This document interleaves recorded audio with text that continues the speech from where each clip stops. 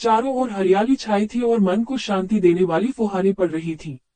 ऐसे ही एक दिन गांव के मुखिया रामप्रसाद जी ने अपने नए घर का गृह प्रवेश रखा। गांव भर से लोग आए थे और उनमें थे पंडित दीनदयाल जी, जो अपने ज्ञान और अनुभव के लिए दूर दूर तक प्रसिद्ध थे।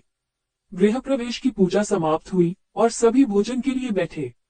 तभी पंडित जी ने रामप्रसाद जी से पूछा, रामप्रसाद, तुमने घर तो बहुत सुंदर बनवाया है, लेकिन क्या तुमने इसमें वास्तु का पूरा ध्यान रखा है?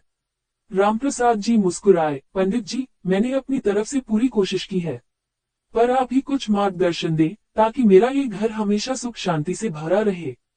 पंडित जी ने चारों ओर देखा और फिर बोले, देखो रामप्रसाद, घर में सुख शांति और सकारात्मक ऊर्जा बनाए रखने के लिए कुछ बातें बहुत महत्वपूर्ण होती हैं। खासकर तारांकन, हनुमान जी तारांकन से जुड़ी कुछ खास बातें जो अक्सर लोग नजरअंदाज कर देते हैं। सभी उत्सुक हो गए। पंडित जी ने अपनी बात जारी रखी। सबसे पहले, तारांकन घर में हनुमान जी की तस्वीर या मूर्ति किस दिशा में हो, तारांकन ये बहुत मायने रखता है। हनुमान जी की तस्वीर हमेशा तारांकन दक्षिण दिशा तारांकन में लगानी चाहिए। ऐसा करने से घर में नकारात्मक ऊर्जा प्रवेश नहीं करती और बुरी शक्तियां दूर रहती हैं। हनुमान जी को दक्षिण दिशा का रक्षक माना जाता है। एक ग्रामीण ने पूछा, पंडित जी, क्या हमें हनुमान जी की कोई खास तरह की तस्वीर लगानी चाहिए? पंडित जी ने बताया, बहुत अच्छा प्रश्न पूछा तुमने। हनुमान जी की ऐसी तस्वीर जिसमें वह तारांकन पहाड़ उठाए हुए या उड़ते हुए दिखाई दे रहे हो तारांकन, वह घर में तारांकन आत्मविश्वास और साहस तारांकन बढ़ाती है।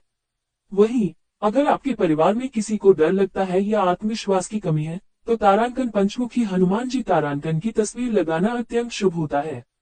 पंचमुखी हनुमान जी हर दिशा से आने वाली समस्याओं का नाश करते हैं। रामप्रसाद जी ने कहा, ये तो मैंने सोचा ही नहीं था। मेरे बेटे को रात में डर लगता है। पंडित जी आगे बोले, एक और बात, कभी भी तारांकन हनुमान जी की ऐसी तस्वीर न लगाएं जिसमें वह अपनी छाती चीर रहे हो या लेटे हुए हो तारांकन। ऐसी तस्वीरें घर में अशांति और उदासी ला सकती हैं। हनुमान जी का तारांकन बैठे हुए ध्यान मुद्रा तारांकन में या तारांकन आशीर्वाद देते हुए तारांकन चित्र घर में तारांकन शांति और समृद्धि तारांकन लाता है। और हाँ, घर के मुख्य द्वार पर या किसी भी कोने में जहां आप हनुमान जी की तस्वीर या मूर्ति रख रहे हैं, वहां तारांकन स्वच्छता तारांकन का विशेष ध्यान रखें।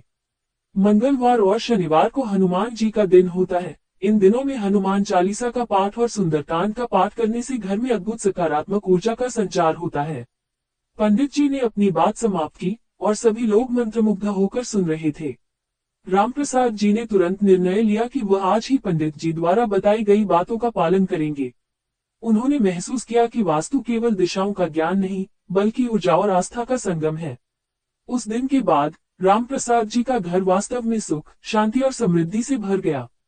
श्रावण मास में हनुमान जी की इस कथा ने न केवल रामप्रसाद जी के घर को बदला, बल्कि गांव के और भी कई लोगों को वास्तु के महत्व और हनुमान जी की कृपा के बारे में जागरूक किया।